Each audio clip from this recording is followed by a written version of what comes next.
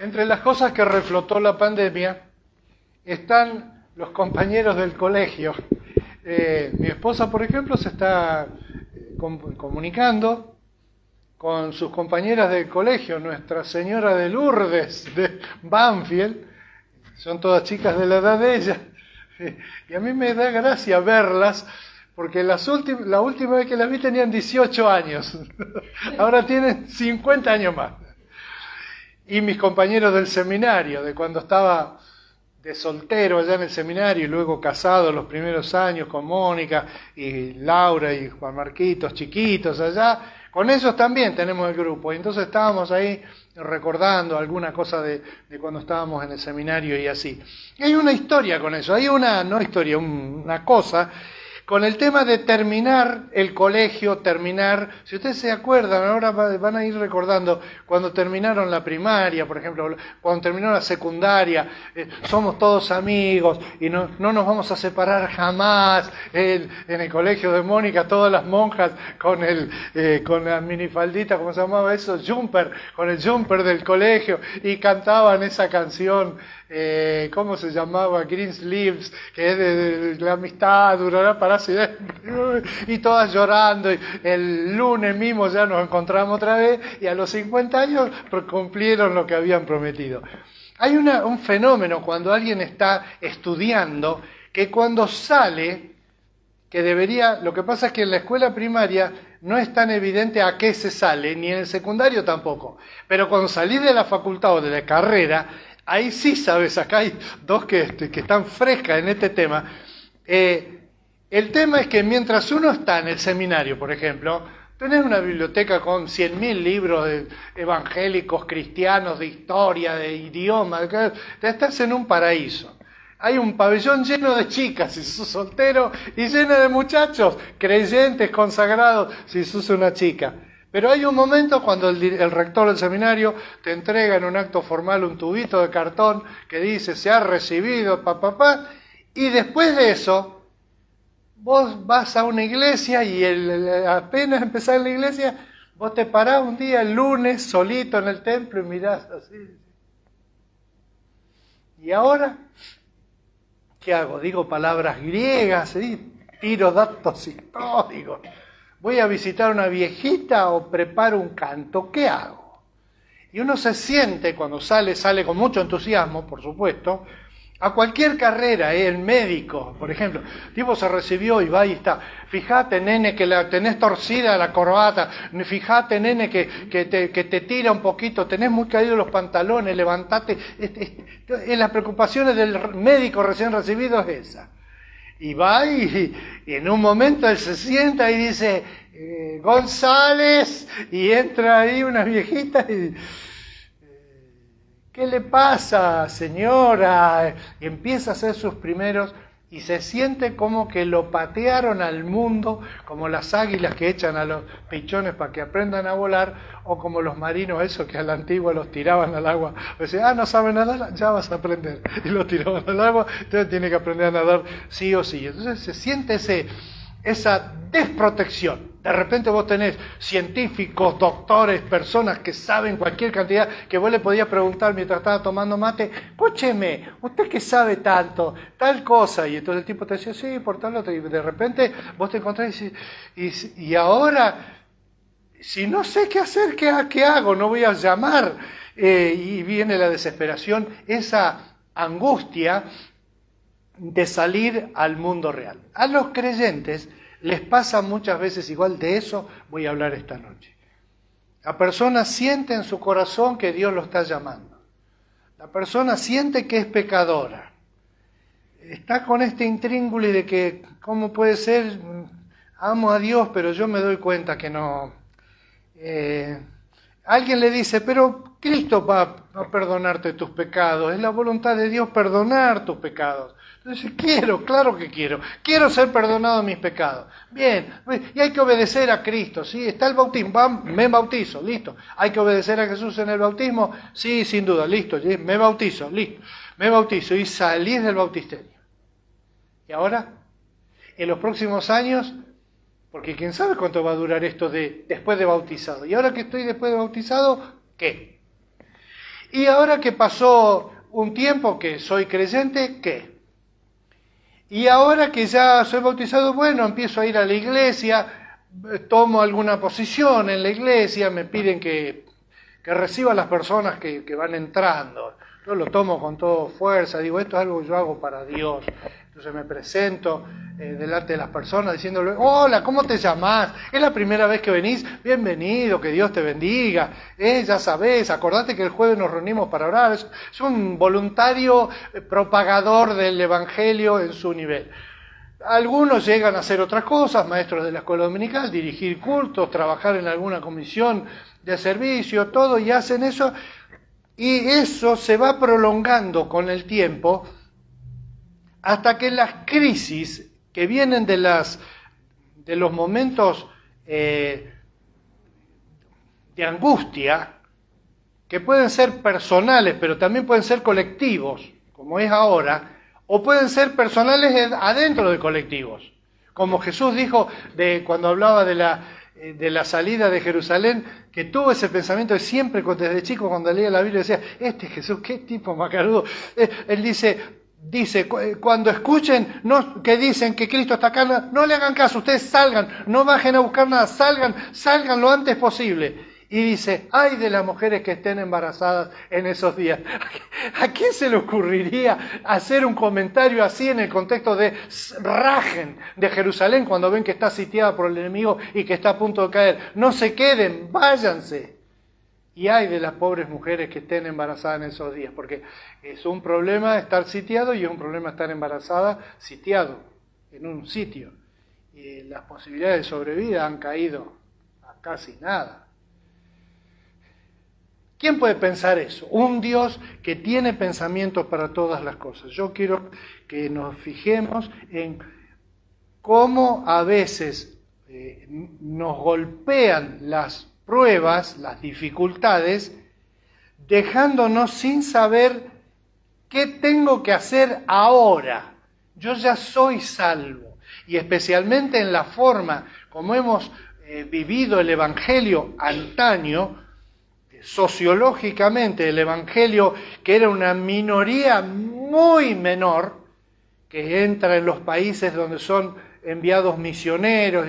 Entonces esas iglesitas pequeñas, como es nuestra iglesita ahora, que yo he conocido varias misiones, iglesitas que arrancaban con un hermano que se empezaba a juntar en el living de la casa, y empezaban a tener reuniones y oraban y él decía, bueno, acá la Biblia dice tal esto, tal otro, y así arrancaron infinidad de iglesias.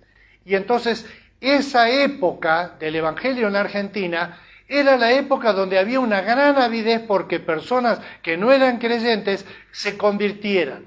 Entonces todo el mensaje de la iglesia estaba dominado por la evangelización. Es decir, hay alguien, eso era lo más común cuando yo era chico, toda mi vida fue así. El pastor casi siempre terminaba diciendo, levante la mano aquel que siente que el Señor lo está llamando. Él quiere tocar tu corazón, quiere salvarte. Yo me entregué al Señor en una reunión donde un pastor que había venido dijo eso. Si vos querés que el Señor, si tú quieres, en aquel entonces no se voceaba nada, pero si tú quieres que el Señor entre en tu corazón, levanta tu mano y dile al Señor, Señor, perdona mis pecados, quiero la vida de él. Entonces el problema es que en una iglesia así, cuando vos haces eso y cuando va pasando el tiempo, ves que la única carrera que parece que se te propone adelante está dentro de la iglesia y no sabes bien qué hacer, porque muchas personas sienten lo del pecado, la realidad de Dios y sienten el gozo de tener a Cristo en el corazón, pero no son personas que estaban pensando dedicar su vida a un trabajo religioso, como ser maestro, pastor o algo. Algunas sectas tienen eso en su lado sectario. Los testigos de Jehová son famosos por esto. Son convertidos desde el momento en que a ellos acceden, son convertidos en misioneros.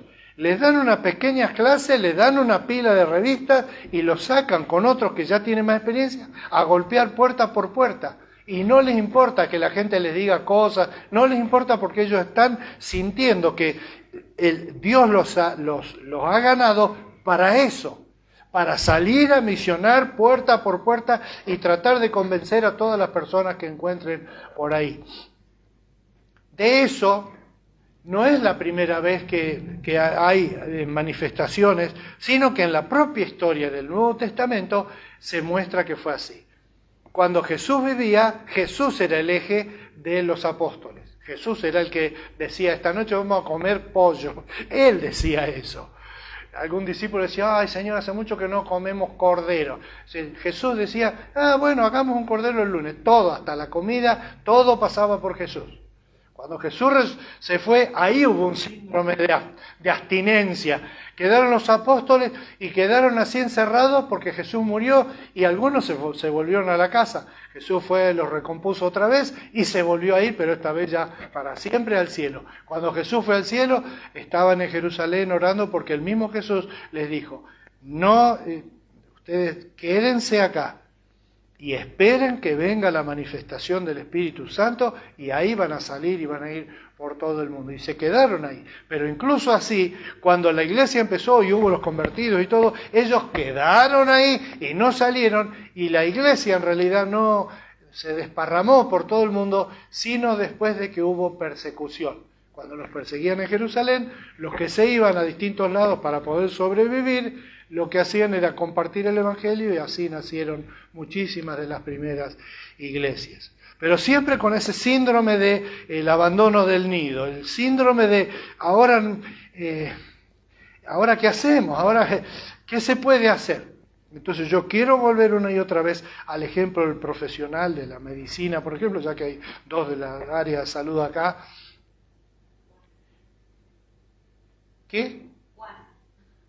Cuasi. No, pero están en esto, de 4, ¿entendés? Yo digo que había 2 más ahí, nosotros no. Nosotros somos clientes de medicina, no médicos. Está el médico. Entonces, ¿para qué estudió? El médico tiene que volver una y otra vez a leer la salud. ¿Qué es la salud? La salud no vuelve sobre eso. Los cristianos sí.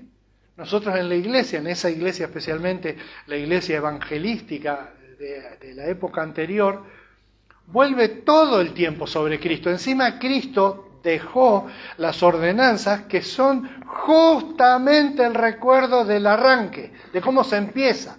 En el bautismo, una vida que muere y que resucita. Y en la cena del Señor, un cuerpo que comparte el cuerpo de Cristo y por la muerte de Él en la cruz.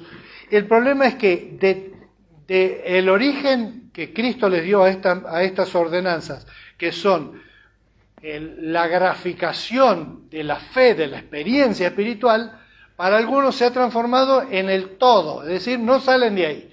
Y hay personas que vos la escuchás, dice, 30 años, dice, que conozco al Señor. Cuéntenos a ver cómo es su experiencia cuando y empieza. Yo conocí al Señor cuando tenía 30 años, hace 30 ya, ahora tengo 60 y conozco al Señor desde los 30 años y yo estaba muy triste y entonces y vuelve a su conversión. Pero algunas personas que vos escuchás, porque la experiencia de la conversión te cambia para toda la vida. Pero vos en algunas personas te das cuenta que en realidad lo único que tienen es eso. No tienen algo de ahora. No tienen un registro de qué hizo Dios en tu vida esta semana. ¿Qué ha pasado? ¿Cómo es mi comunión con Dios ahora? ¿En qué ha cambiado? ¿Qué problemas estoy enfrentando en mi fe? ¿Qué debería hacer para que mi vida siga cambiando según el Señor me da? Y no nos damos cuenta que somos como pequeños médicos recién recibidos con la chaquetita, con el label acá que dice doctor tal, y mirá, doctor tal, el consultorio que dice consultorio 3, a los que yo voy siempre digo, consultorio 3, y ahí atienden un día uno, un día al otro, y tienen consultorio y todo, y tiene que enfrentar la experiencia del consultorio de la medicina, operar gente, vendar gente, suturar, recetar remedios, renegar con la obra social.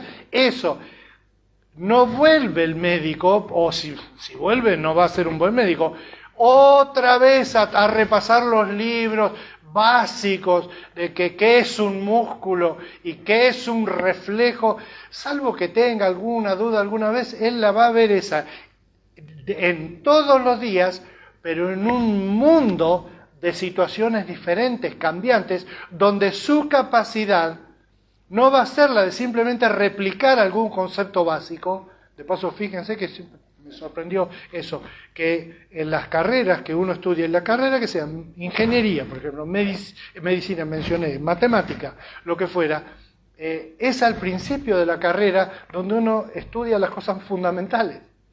Yo voy a estudiar filosofía. En la primera clase un profesor va a decir, ¿qué es la filosofía? Te va a arrancar con lo más grande, lo más difícil, con eso va a arrancar. Y el filósofo justo es un mal ejemplo, porque él va a estar siempre volviendo a la filosofía. Pero la filosofía no como una mera definición de la facultad, sino como una experiencia de todos los días, donde él va a analizar la realidad, va a estar pensando.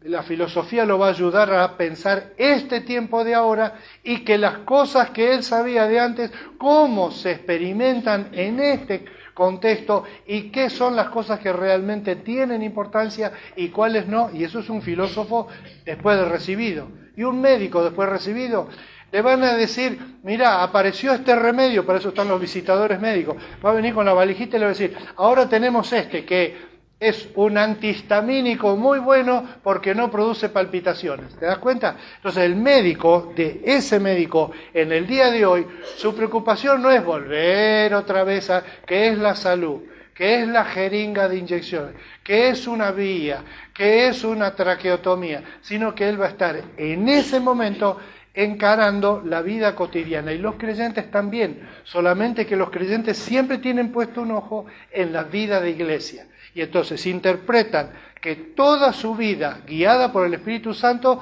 los va a guiar siempre a cosas de la iglesia. Orar, leer la Biblia, tener comunión con otros creyentes y no ser buen vecino o ser buen padre o ser buen trabajador u otra cosa. Siempre van a volver al principio.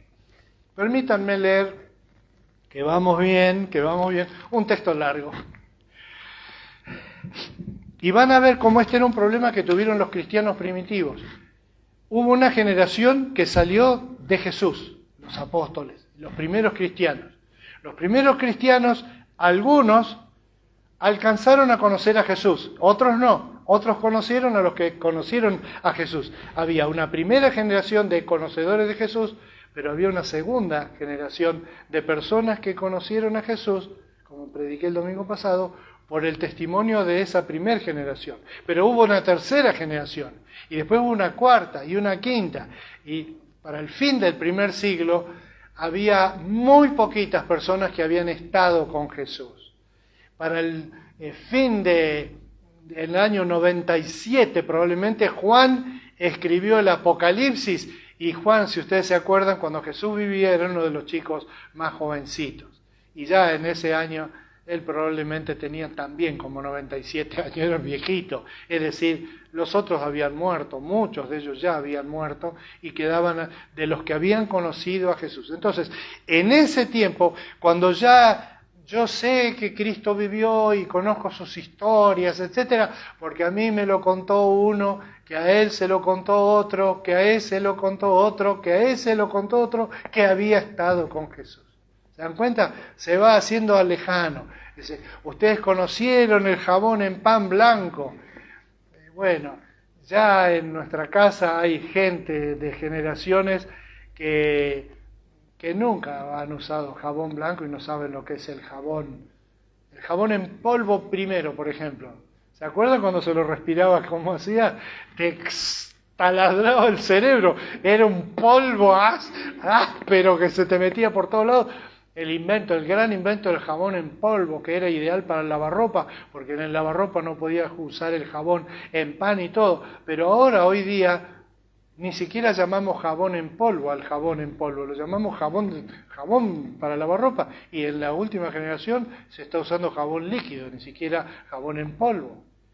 Entonces, ven como recuerdos, como por ejemplo, cómo era hacer chorizos. Algunos dicen, cuando éramos chicos íbamos lo del abuelo, hacíamos chorizo. Y ahora nadie hace chorizo. Entonces un melancólico, como muchos creyentes hacen, dice, ya no se hacen chorizos como antes. Ya los hacen en una fábrica, unos negros que no le interesa nada. hacen los chorizos así nomás. Algunos son ricos, dice, pero ya se dejó eso, se deja todo, con la idea de que hemos perdido. Y no de que nos hemos simplemente transformado y que el objetivo de la raza humana no es hacer queso o hacer chacinados o hacer el pan casero, sino irse adecuando a las distintas épocas y comer sano, comer balanceado, comer rico, pero comer cambiando también los gustos o las formas, las preparaciones y los productos. Hay como una nostalgia a volver antes. Y en el mundo evangélico, y nosotros con nuestra iglesia naciente acá, tenemos que encarar derecho viejo eso para decir, no debemos volver nosotros siempre a las bases, sino que debemos alentar a un pueblo que se va nucleando en una iglesia para que cumpla aquello para lo cual el Señor lo llamó. Que Jesús le dijo a Nicodemo cuando le dijo, el viento, ¿sabés de dónde sopla? ¿Ves las hojas que se mueven? Bueno, eso de las hojas lo pongo yo. Pero no sabes ni de dónde viene ni a dónde va. O sea, dónde se origina y dónde se deja.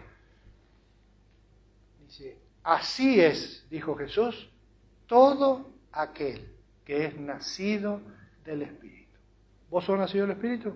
¿Sos así? ¿A dónde va? Va en la dirección del que manda los vientos en la Biblia, y para un judío del tiempo de Jesús no había duda de quién mandaba los vientos. Entonces un creyente no tiene que plantearse otra vez la salvación, sino debe plantearse una vida fresca en el Espíritu Santo, donde el Espíritu Santo lo mueva a hacer cosas dentro y fuera de la vida de la iglesia, donde él se comporte como un discípulo de Cristo y no como un religioso de la religión de Cristo. ¿Se dan cuenta de la diferencia de comunicación?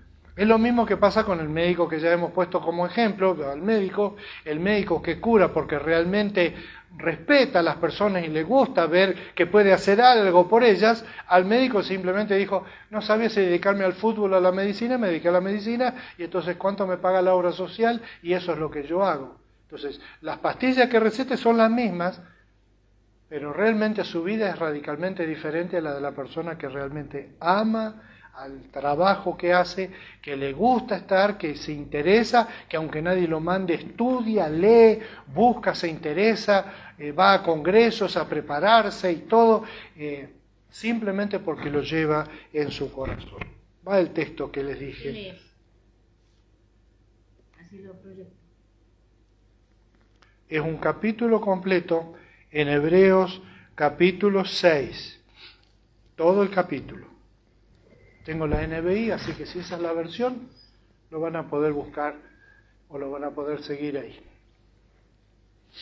Por eso, fíjense lo que dice acá, dejando a un lado las enseñanzas elementales acerca de Cristo, avancemos hacia la madurez.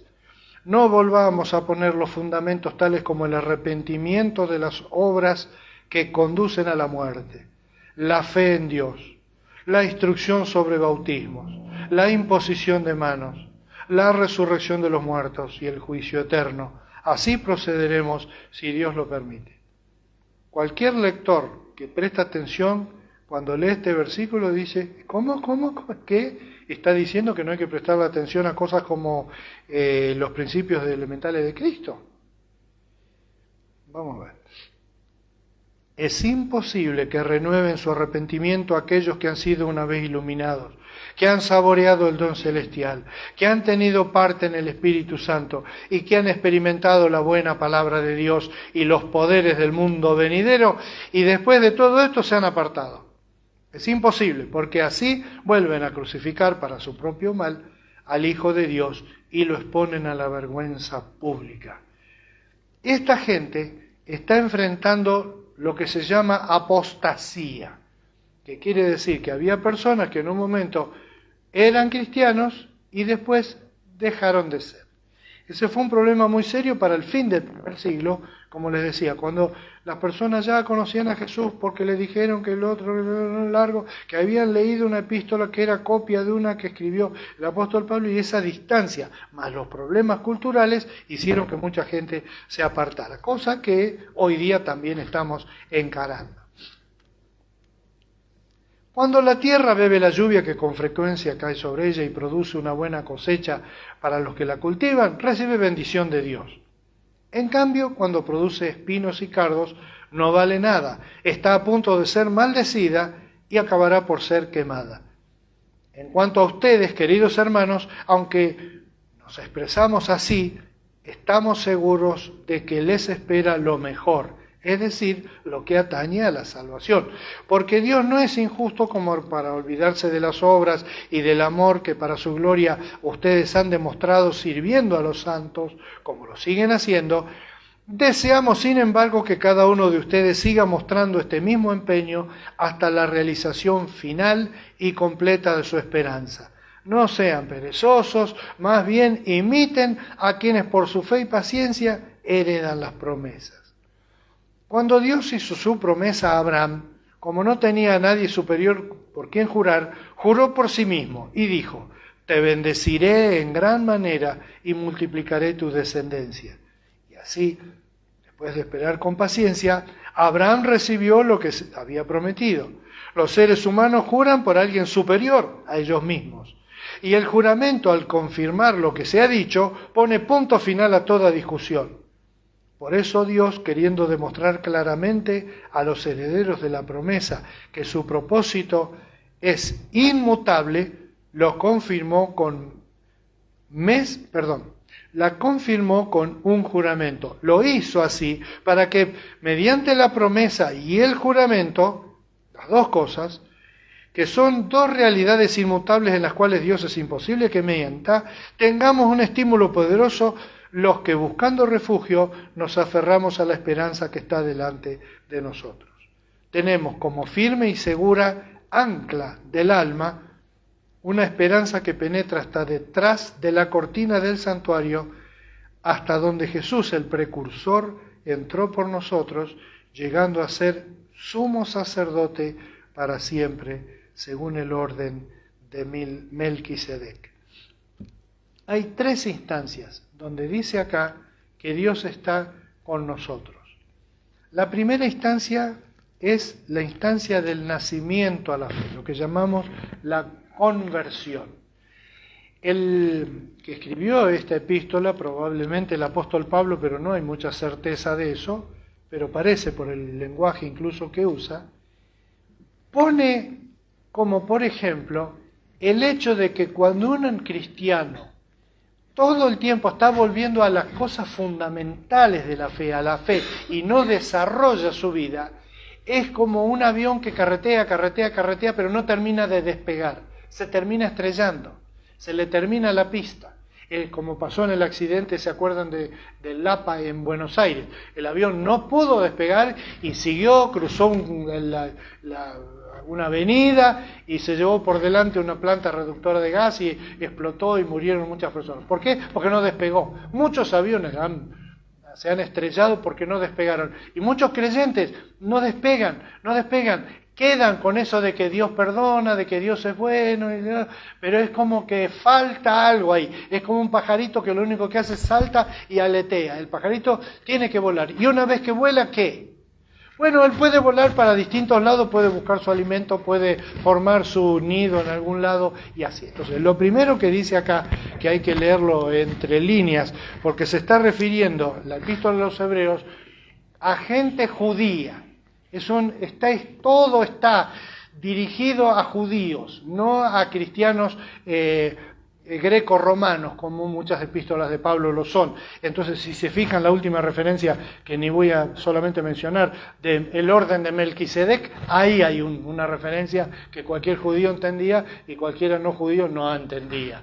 Es algo oscuro, complicado hasta el día de hoy, aunque en realidad es uno de los tipos que hay en la Biblia, un tipo de ese profeta que no es de ninguna iglesia en particular. Ese es el modelo Melquisedec, por decir de alguna forma. Pero lo que está diciendo aquí es que Dios nos da a nosotros tener distintos momentos en nuestra vida. Tenemos el parto, tenemos el nacimiento, teníamos el embarazo antes, tenemos los primeros días, pero ¿qué esperamos de un niño?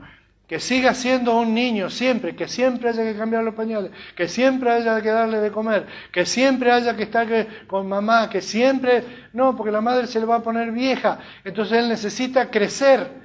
Y entonces él pasó por todo eso para esto otro, no para quedar ahí, sino para esto otro. Nosotros con la salvación también, nosotros tuvimos la salvación, tenemos la salvación, porque la salvación es eterna, pero no tenemos que volver otra vez, y no hay forma de volverse a convertir una y otra vez y entregar la vida a Cristo 20 veces. No tenemos tantas vidas. Una vez entregarle la vida al Señor, pero dejar que el Señor haga que esa vida crezca con la palabra que usa en el primer versículo nomás, donde dice, dejando a un lado las enseñanzas elementales acerca de Cristo, avancemos hacia la madurez. Entonces ahí hay una presencia de Dios en la maduración. La madurez es un objetivo, pero el proceso es la maduración. Es como la fruta. Entonces, la fruta, como un objetivo de un árbol, implica que el árbol mismo esté maduro y que esté vivo, obviamente. Pero cuando él da la flor y después la flor va evolucionando en el sentido de la fruta, va madurando hasta un punto que la fruta esa para hacer, y les voy a plantear esto, la fruta ¿para qué está? Uno dice para comérsela, entonces hay que esperar que madure. No, la fruta en realidad es el sistema reproductivo del árbol. El árbol, cuando vos te comés la fruta, decís, estos abortistas se comen todos nuestros hijos, porque la planta hace la fruta para reproducirse, no para darle de comer a los animales. Pero los animales comemos fruta porque también sobrevivimos de eso, de comer frutos de otros. Y así, ¿no es cierto? Pero era como un chiste teórico que se me ocurrió con ese asunto raro de que cuál es el objetivo de la planta. El objetivo de la maduración es que ese fruto dé otros frutos, muchos otros frutos. Y nosotros, como nosotros vivimos comiéndonos los frutos de las plantas y nos gusta que las plantas tengan mucho fruto para comérnoslo nosotros ricos, nosotros cuanto más reproductivos sean, menos nos gusta porque tiene muchas semillas. Decimos, esta mandarina tiene muchas semillas. Y la mandarina dice, ¿qué te pasa? Justamente somos de las mejores, tenemos muchas semillas, damos muchas plantas. Y la naturaleza está llena de ejemplos así. ¿Han visto los picantes? Que a mí me encantan en forma particular. Esos picantes, repicantes. ¿Por qué es así? Es un medio que tienen las plantas de asegurarse que su reproducción va a ir a un lugar distante. Miren, los picantes, los ají, tienen una proteína que exacerba el sentido del gusto, lo exacerba, lo amplifica. Tanto que es intolerante. Yo siempre pensaba por años que tiene un ácido, una cosa así, que es un ácido que corroe. No, tiene algo que hace que todo el interior de la boca, la lengua y todo, tenga una capacidad de sentir muchísimo más elevada. Y entonces, los mamíferos que tenemos eso, nos pican. Entonces los animales mamíferos tratan de no comer picantes. Las aves no tienen la misma reacción. Entonces las aves pueden comer los picantes. Yo siempre pensaba, ¿cómo hacen los loros y los bichos, los gusanos que hay? ¿Cómo hay gusanos en un ají picante? Se tendrían que morir porque están metidos adentro de eso. Claro, están metidos, pero no les afecta porque esa proteína para ellos no significa nada. Y entonces la plantita esa, tan tontita y tan picantita, que uno dice la mala palabra, es tan viva, hablando en términos de la creación, ¿no? Es tan viva que logra que los mamíferos que van a ir caminando a comérsela y después la van a eliminar, ya sabemos por dónde, y la van a sembrar ahí cerca, en cambio ellos van a tratar de no comerla, pero la van a comer las aves que vuelan y hacen lo mismo, pero a distancias de muchos kilómetros, asegurándole a esta plantita que se va a dispersar por el mundo. Y los cristianos deberíamos aprender esas lecciones que están en la naturaleza. Dios es el Dios del génesis nuestro, de nuestra conversión, pero también es el Dios que quiere nuestra maduración. Y también es el Dios que quiere que nuestra vida madure a hacer una vida diferente, no hacer una vida religiosamente diferente, sino, incluyendo lo religioso, una vida diferente. Nuestra vida no debe estar regida por las cosas de la iglesia.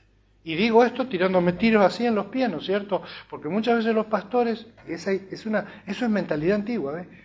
Nosotros no queremos que se llene la iglesia, que venga mucha gente, que se conviertan muchos.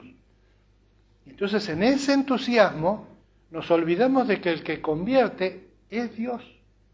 Hagamos lo que hagamos, la conversión es fruto del Espíritu Santo. Pero nosotros empujamos, siempre en dirección a la vida de la iglesia que nosotros conocemos. Siempre. Si vos escuchás a un pentecostal contándote de Cristo, vos decís, este hombre cree que Cristo era pentecostal. Ahora, si vos escuchás a un bautista, como yo, vas a decir, este cree que Jesús era bautista. Y si un católico te va a decir que Cristo era católico, era re católico. Cada uno lo ve como en función de mi iglesia, de donde yo voy, donde me integro, sin ver que la vida de la iglesia es parte de la vida. El trabajo también es parte de la vida. La familia es parte de la vida. Los valores son parte de la vida.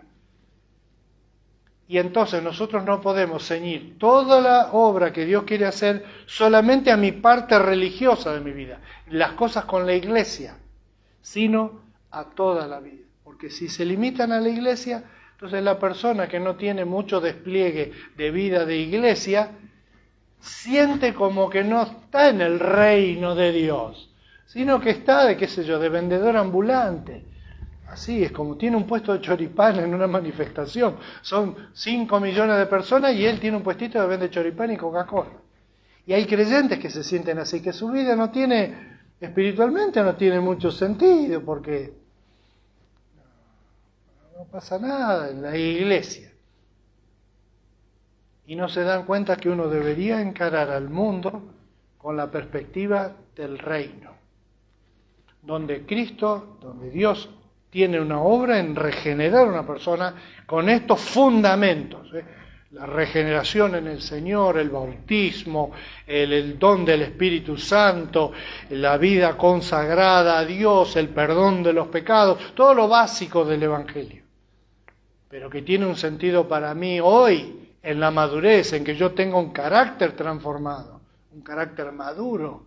Y ahí hay una frontera muy grande para nosotros para luchar. Si yo veo que el Señor me muestra que soy porfiado, yo no tengo que pensar, bueno, me voy a preocupar por trabajar más en la iglesia. No, yo como pastor preferiría que una persona no trabaje más en la iglesia, pero que cambie ese carácter de miércoles que tiene, por favor. Ojo lo que están pensando.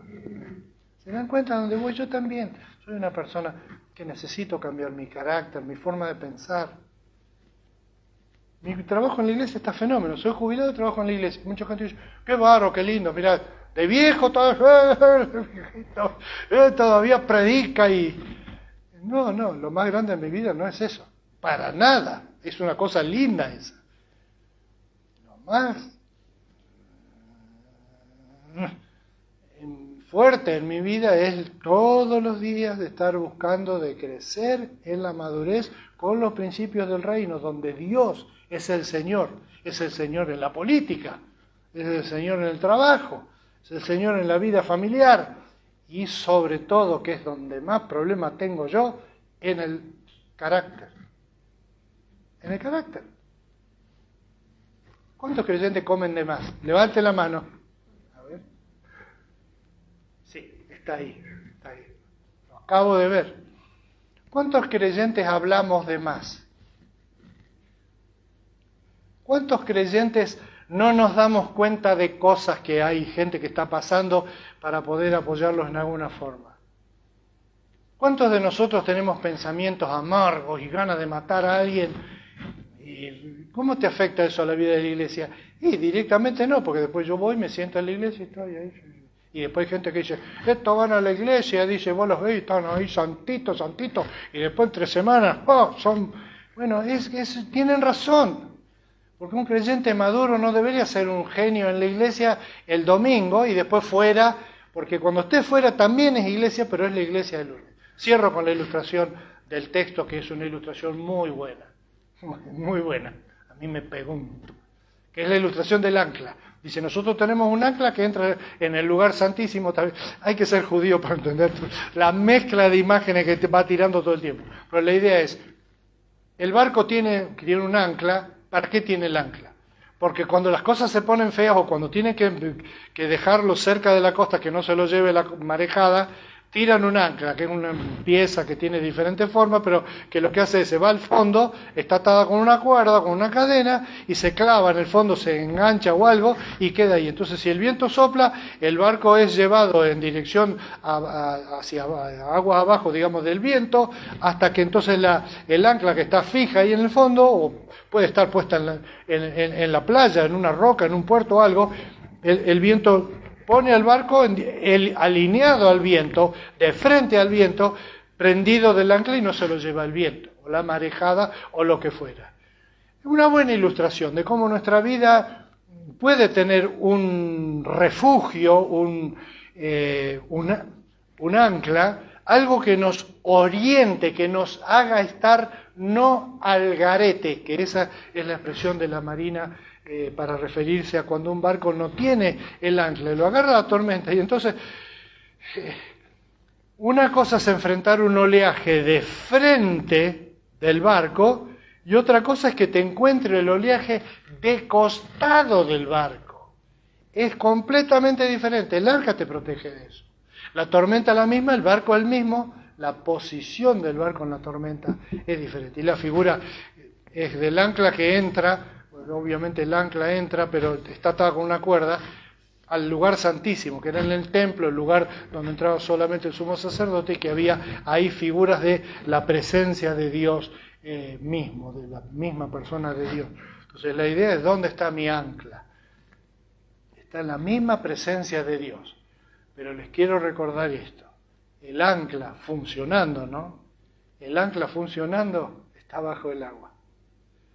No se ve el ancla, se ve una cosovita que sale, pero el ancla no se ve, y nuestro Dios tampoco se ve, pero puede salvarnos del naufragio. Pongámonos en pie y nos despedimos en oración como hacemos siempre. ¿Está bien? ¿Están todos contentos? ¿Se entendió la palabra esta noche?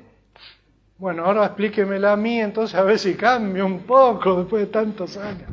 Se dan cuenta que somos compañeros, ¿no? Padre, te damos gracias que nos has hecho compañeros de ruta, en esta ruta difícil de a momentos, pero que con la ayuda de los demás podemos compartir y ser felices en transitarla. Te pedimos que a cada uno de los que estamos presentes en este acto espiritual del culto de hoy, vos nos estés afirmando nuestra ancla en vos para que podamos vivir una vida firme, madura, creciente, una vida con mayores desafíos, con mayores responsabilidades espirituales, sobre todo en este tiempo que vemos que hay una gran necesidad. Por lo demás, Padre, estamos contentos con vos y por lo que hiciste en nuestros comienzos, porque oramos a ti en el nombre de ese que nos dio la posibilidad de entrar a tu presencia. El nombre de Jesús. Amén.